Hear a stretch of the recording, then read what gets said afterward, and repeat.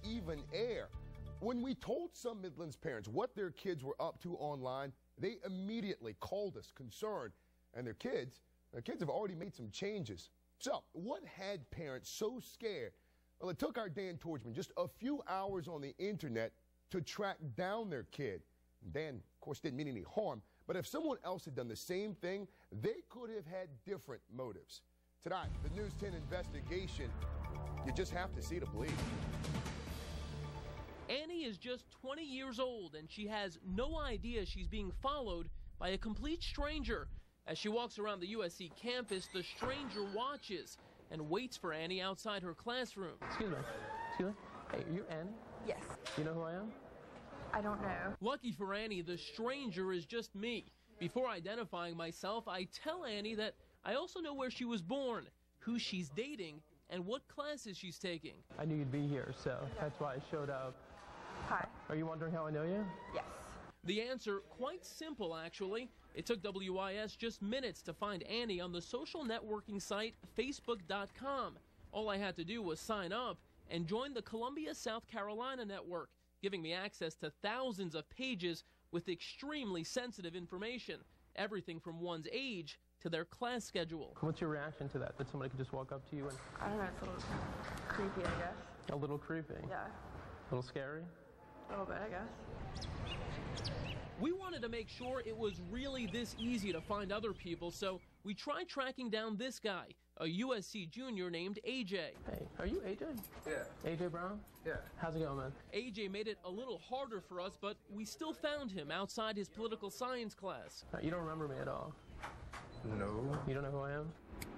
We knew who AJ was by the course number he openly reveals on his Facebook page. We then cross-referenced those with USC's online catalog, finding out where AJ's class was and what time he'd be there. Do you know how we found you here? Exactly. You just searched for me, apparently. But how did we know you were here? Because I put my class schedule up here. Mm-hmm. You don't regret doing that? No. You don't mind if other people follow you to class? Why would I? While AJ didn't seem to mind how easy it was to track him down, his parents are a different story. They've already made him take down his MySpace page. I mean, they'd probably say, we told you so, and then I'd say, okay. I mean, I knew this was entirely possible. So we're 2 for 2 in tracking these students down. I think at the very least they're surprised, if not altogether disturbed by the fact that it was so easy for us to find them. Next up, Brad. He's taking a Age of Renaissance history class, and he had a paper due today. Sorry, are you Brad? Can I see you outside for just 1 second? No, how did your paper turn out for the love in the Renaissance age? Turned out pretty good. Do you know how I found you here?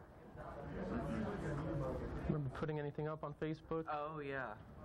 Your schedule. I'm with WIS TV, and we're doing sort of an investigative piece. And oh, yeah. You know who I am. Yes. You didn't put it together, huh? I didn't put it together. Okay. I recognized your face. Okay. Well, I didn't mean to freak you out.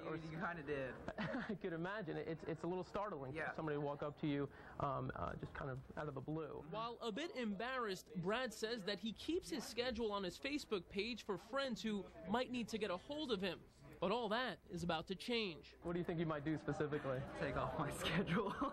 That's kind of freaky. Now, since that exchange, Brad reset his privacy options on Facebook, cutting off access to strangers like myself. He also obviously planned on taking down his schedule. Remember Annie? She says she's also going to take hers down. I want to point out that we only tried this with 3 students, and all 3 we found just where they'd indicated they'd be on Facebook. There were dozens more we could have approached, and thousands of more profiles we never even got to check. In the studio, Dan Torchman, WIS News 10. So, do you know what's on your child's MySpace or Facebook page? Take a look. Then go to WISTV.com and tell us what you found and what you're going to make your child do differently. And our hope is that parents can go to our website and read what other parents have to say and perhaps help each other through this story. So many of these young people are innocent, but the naivete is what is so dangerous because there are mean people out there. And we looked at college kids tonight. They're high school kids and even middle school kids that are doing the same thing.